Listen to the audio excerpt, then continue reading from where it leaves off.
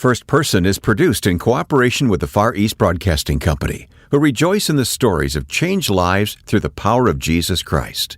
Learn more at FEBC.org.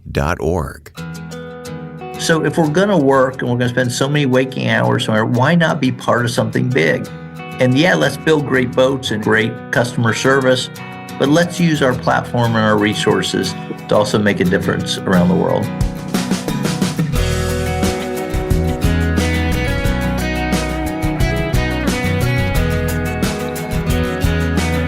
You've just heard the voice of Bill Yeargin, CEO of a major boat building company and someone who follows Christ in his life and business. Welcome to First Person. I'm Wayne Shepherd. Bill doesn't just give lip service to his faith in Christ in the marketplace. He applies Christian principles in his company. He says that while many of his employees are not Christians, they've been impacted in a positive way by the resulting corporate culture. Just before we meet Bill, please take note of our website, firstpersoninterview.com, where there's a bit more information about today's guest. You can also find us at facebook.com/firstpersoninterview. In addition to his role as CEO of CorrectCraft, Bill Yeargin is an organizational culture evangelist who loves to share what his faith teaches him about success in business. His book is titled Faith Leap. Even more importantly, he loves to challenge Christians to know what they believe and share it faithfully with others. In our online conversation, he told me that his faith in Christ is the most important thing in his life. Yes, absolutely. I have people ask me all the time about, how do you separate your faith from what you're doing in the business world? And Wayne, I tell them I can. It's just part of who I am. I grew up in a Christian family. My faith's always been important to me, and I want to, with the Faith Leap book, use my business platform to expose people to faith and hopefully catalyze them to think about faith in a way they either hadn't before or wouldn't if it wasn't presented to someone they knew through the secular world. Yeah, we'll talk more about your faith and calling, Bill, but tell me about your company, CorrectCraft. CorrectCraft is a $1 billion company. We are in the recreational marine business. We have a number of boat companies. We have 46 companies altogether within CorrectCraft. I'm the CEO of the holding company. And we build boats. We build Nautique boats, Bass Cat, Yearcraft, Sea Arcs, Centurion, Supreme, Parker, others. And we build them all over the United States. And we sell them into about 70 countries around the world, Wayne. And we also are vertically integrated. So what that means is we own our engine companies, we own our wiring harness companies. We own a innovation company. We own some water parks too. So it's a great business. And sometimes we say that we're in the pursuit of happiness business. But it's so interesting though, Wayne, even beyond just that enjoyment you have on the water, there's a lot of research that's been done that demonstrates that being in, on, near, or under the water is very healthy for us, emotionally, mentally, physically, and even spiritually, because it really brings us to a higher place. Yeah. And so we're excited about that. It being outside and on water drives creativity, innovation. So to us, it's way more than just building boats and hoping people will have fun. It's about building relationships. It's about driving creativity, innovation, making the whole world better through boating. Yeah. Well, your book is sort of a combination. There's good business sense in this book, Bill. There's great apologetics in this book for the Christian faith, and there's your own personal story of faith. So tell me how does your faith enter into what you do as a CEO into your companies? Well, there's two parts to that. The first part is because it's who I am, every decision I make is done through the lens of, my faith, my faith background. So I can't separate that. Sometimes people ask me, how do you separate that? And I can't. The second part is we have a very strong faith culture. Our mission is building boats to the glory of God. It's been our mission for 100 years, 99 years, 100 next year. And so we provide a lot of opportunities to our team. It's all voluntary. You don't have to be a Christian to work here. We've got a couple thousand employees. It's not any kind of requirement. But we do want to provide opportunities. So all of our companies have Bible studies. We do a lot of service projects. I've taken employees, Wayne, all over the world. We've been to Cambodia, India, all across Africa and Central America and the Caribbean. And we'll take 100 employees and we'll go somewhere and we'll just transform a ministry or a nonprofit because These are people that are hard workers that want to have an impact, engineers, designers, boat builders, and we can go in someplace and really have a big impact in just a few days. And so we want to use our platform for good, Yeah. and we want to help people however we can. Yeah.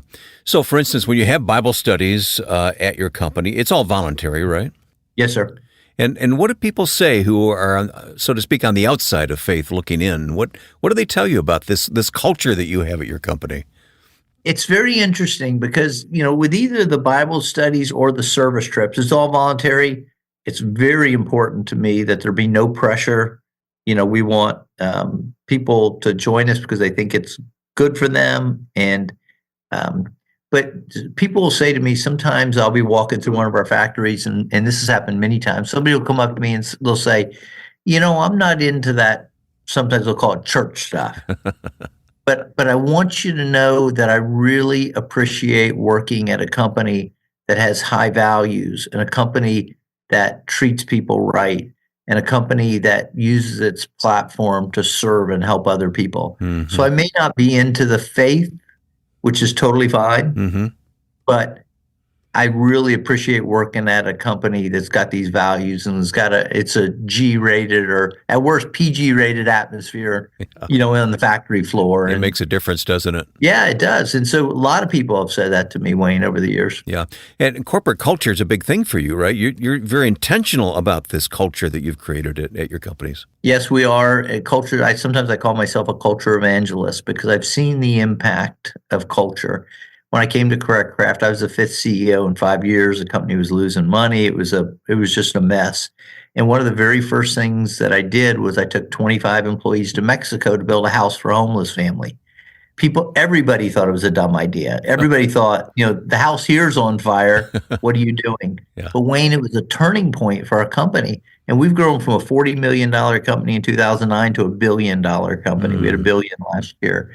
And that was the turning point because people realized, hey, this is about something bigger than just building boats, what we're going to do here. And people want to be employees. Everybody wants to be paid fairly and get health insurance. And of course, we do all that.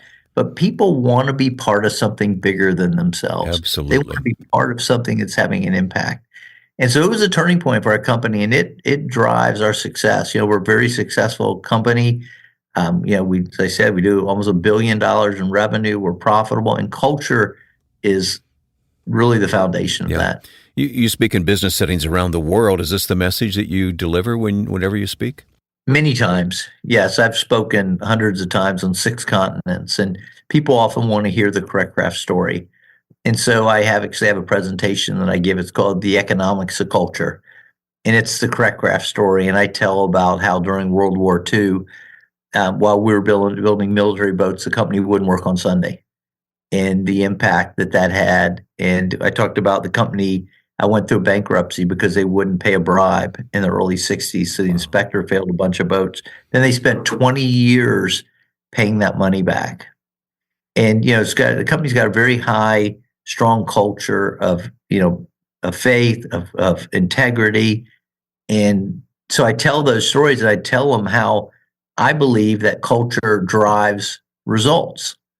Unless, Wayne, and this is the important part, culture drives results, including financial results, unless you put the culture in to drive the results. And it's subtle, but if you just put in a culture of faith or serving because you think I'm going to get better financial results, people see through that. It's manipulation. Right. And so, we do that. We have the culture because we believe it's the right thing. And it just, as a side benefit, happens to also drive results. Yeah, that's amazing. Tell me more about these service projects. You said it started with one to Mexico, but you alluded to many others. So, I'll tell you just quickly about the Mexico one. The very first one, we went to Tecate, Mexico, very, very poor community, about an hour southeast of Tijuana. And it was a very difficult situation. We slept on the desert floor. We took showers by taking lake water, pouring it over our heads, soaping up and rinsing off again with lake water. It was 109 degrees is the low. Wow. The few days we were there. It was just I could go on and on. I write a little more about it in the book. Very difficult situation. And we built a house and we handed the keys. It was a mother and dad and 4 kids. and we handed the kids, this is a family that was living on the street. And when I say a house, Wayne, it was not like a 3-bedroom, 2-bath suburban house. It was basically a big shed with some rooms, but for them, it was like a mansion. So we gave them the keys. And at the end of the trip, I had everybody in the room and I said, tell me about this few days. And I knew it was hard. I mean, I was there. It was really hard. And people said, Wayne, I'm not exaggerating. I wish I had this on video. People said things like, that was the best few days of my life. Did you recruit just Christian employees to go? No. They're not evangelistic trips. They're service trips. We call them service trips. Okay, all right. And we go and serve. People said things like the best few days of my life. I mean, I can't wait to do this again. So since then, we've been to Cambodia, India, Ethiopia, Uganda, Kenya, Haiti, every Central American country, the Apache Reservation here in the U.S., which is, has got big needs. And it changes people's lives. People will often say to me, they'll say, you're not doing it. You shouldn't be sending people, 100 people on a service trip. You just need to send them the money. It'll be a lot cheaper and more efficient. You don't reach hearts, do you? I said, well, it would be less expensive, yes, and we could be proud of that. And we could tell our employees, hey, we sent, X amount of dollars to Haiti. But when you take people and they get to serve, Wayne, it changes their life. And it changes our culture. And people here at CorrectCraft know that we're about something bigger than building boats. And we're proud to build boats, but we also want to use our platform for good. And then the thing that really inspires me is that employee will go home after the trip and they'll sit around the table and they'll tell their family about what they did in Haiti or Ethiopia or wherever we happen to be. And we're inspiring kids around that table.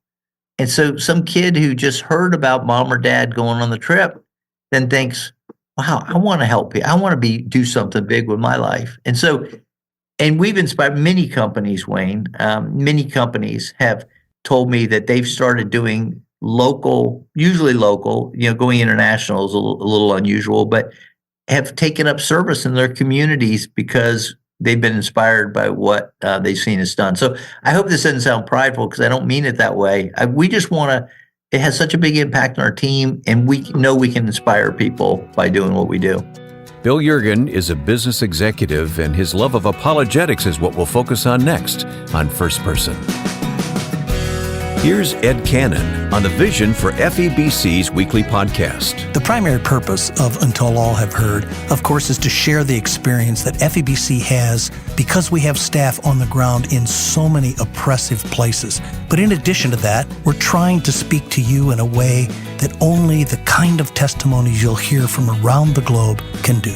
Discover how the gospel is making a difference around the world. Search for Until All Have Heard on your favorite podcast platform, or hear it online at febc.org. My guest is Bill Yeargin. Bill is CEO of CorrectCraft, a very successful company, a holding company, as he said, and he's written a book called Faith Leap. So why do you believe that? As I mentioned earlier, it's a combination book about Bill's story, the story of CorrectCraft and the company culture, and also apologetics. Bill, apologetics are very important to you, aren't they? Yes, I grew up in a Christian family, and my dad was the best person I'd ever known, Wayne. He was just really an amazing individual, deacon in the church, volunteered for everything, was there at every event I was involved in. And he got Parkinson's disease in his late 40s, lived about 15 years and passed away young. That was really hard, on me. I was a young adult at the time, and it was really hard. And I never questioned my faith, Wayne, but I did wonder why he had to go through that, because I believe God could have healed him if he chose to. Mm-hmm. And so I wonder why I had to do it. So it really started me digging into my faith and really understanding, what the basis is of Christianity. And again, I never questioned my faith, but I just wanted to really understand more. And so that led to a number of things, which eventually led to the book Faith Leap. And so I believe that it takes more faith. If you dig into it and you try to learn, it takes more faith not to believe than it does to believe. Yeah. So the premise of Faith Leap is that this is all the evidence. This is evidence that there's a God. This is the evidence that the God is Jesus. And so there's plenty of evidence, but it still requires a faith leap. So it's not about a head knowledge, it's about a heart knowledge, right? Mm-hmm. And so we still have to have that faith. I mean, Satan and his demons have a head knowledge, but how do we get really that faith leap? So, okay, this is all the evidence. The evidence is crystal clear that there's a God, crystal clear that it's Jesus, but he still wants us to take that faith leap. And so Yeah. I call it a bottom shelf apologetics because anybody can pick it up. There's a lot of great, very deep apologetics books. This is not one of them. You cite a couple of people, Josh McDowell one and Lee Strobel another in your book as being influential in this area for you. So those were writers that wrote about apologetics. And so what I want to do is I want to take people who are either questioning their faith or people who don't understand why they should be Christians and make it just as clear as I can. And so I use at the beginning of the book, I said, this is the answer I would give. If I was on a game show and they said, the contestant that best explains why Christianity is true would win $1 million, this is what I would say. and so I hope people enjoy it, but more importantly, I hope it really has an impact on people's faith. Yeah, I think it can be a catalyst for people in sharing their own faith. I really do, as you've written about your experience here, Bill. How do you keep fresh with the Lord? What are some of the personal habits that you have? Praying, reading. Read. Of course, reading the Bible. I love reading apologetics books, and serving. Jesus told us that they would know us, by our love. And so serving is really, really important to me. It energizes me, it inspires me. It gives me an opportunity to, because of my position and platform, to help other people see the benefits of serving. So that's very energizing. I read a book a few months ago that talked about being intentional. There's a lot of Christians, Wayne, that are willing to serve, are willing to help, but don't really do it that much because the opportunity just doesn't come up, right? And so the book said, don't wait for the opportunity to come up. Go out and look for an opportunity. And it was really impactful for me because I think I did that, but it made me even more intentional about that because days, weeks, months could go by. I'd have a heart to help, but the opportunity just. Well, in the busyness of life as an executive, it's perhaps the lower on your list of priorities, unless you are intentional. Yeah. So, I try to be intentional about the serving part and helping others. So that's really what energizes me. You mentioned your dad and his influence on your life. Who are some of your other heroes, mentors, I guess I'll call them? I'm very fortunate to have had a lot of, strong business leaders, in my life and that, have been, impactful for me. Pastors, I've had a number of, wonderful pastors, all of which I consider good friends, that have been, in my life. But my dad is by far, I had an up close front row seat, seeing his life. He walked the talk. He was a servant. He was happy to help anybody. As I said, he was a deacon in our church. He, did anything they needed to do. And he was there at any moment. There's nothing that my brother or Doug or I did that he wasn't there being supportive. He coached our teams. He was, whatever was necessary. He was really a wonderful man. So I know that not everybody gets that opportunity. And I'm very, very thankful that, I had, a man in my life like my dad who, really demonstrated what it was like to be a man and to be a man of faith. Yeah, and we need people like that in our life, don't we? Yes, we do. And I talk about this sometimes. Dad wasn't flashy.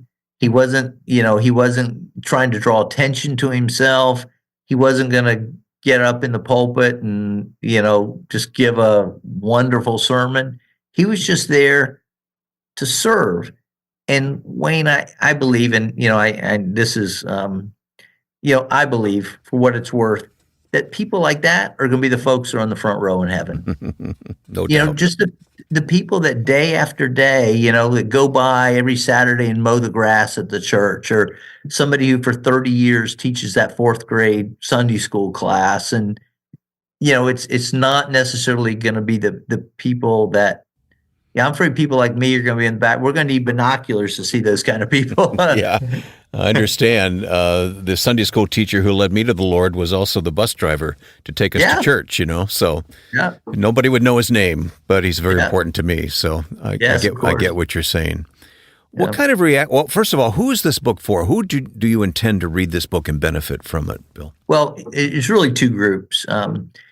Christians and their friends and family who may be struggling with faith, or people that may not yet be a Christian.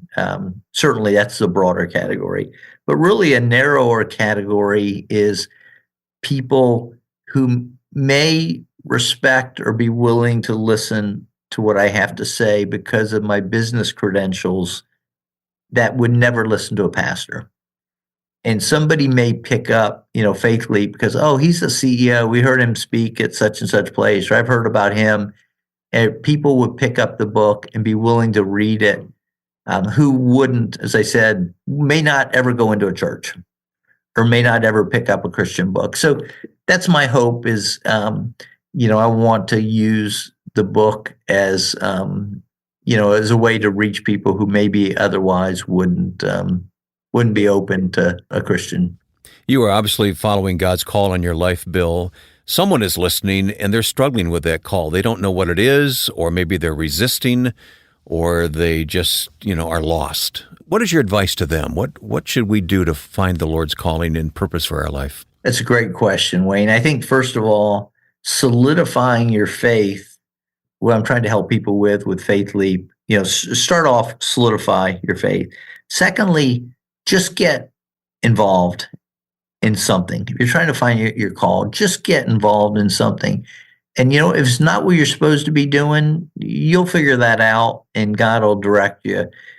Don't sit back and waste days, weeks, months, or years trying to figure it out and not be doing anything. Jesus was very, very clear. He's told us to love God and love others, right? Yep. So how do you love God, though? You say, okay, well, love others, I can help them, but how do I love God? Well, with Peter, with Feed My Sheep, the story, and also, at the end, right before Jesus' ascension, Jesus taught us really clearly, I believe, that you love God by loving others. I mean, Jesus said when you fed the homeless or you visited the prisoner, right, you're serving me. I would encourage people, if you're not sure, just don't sit on, the one thing you don't want to do is sit on the sidelines and wait. Engage. I'll bet God makes it pretty clear pretty fast once you get engaged. You've been listening to our first-person guest, Bill Yeargin, explain why he is a Christian and encourages us to share our faith in Jesus Christ. Bill does that as CEO of Correct Craft, building boats and managing companies, and he says that we can do that in whatever vocation God has called us to serve. Bill's book is titled Faith Leap. We'll place a link at firstpersoninterview.com. Please thank the Far East Broadcasting Company for providing these interviews each week. FEBC is committed to the gospel message and agrees with our guests that it's the most important thing in life. If you're not familiar with FEBC, please take a few moments to learn about this broadcast ministry, reaching millions of people every day through radio and digital media. Visit FEBC.org. Now, with thanks to my friend and producer Joe Carlson, I'm Wayne Shepherd. Thank you for listening to First Person.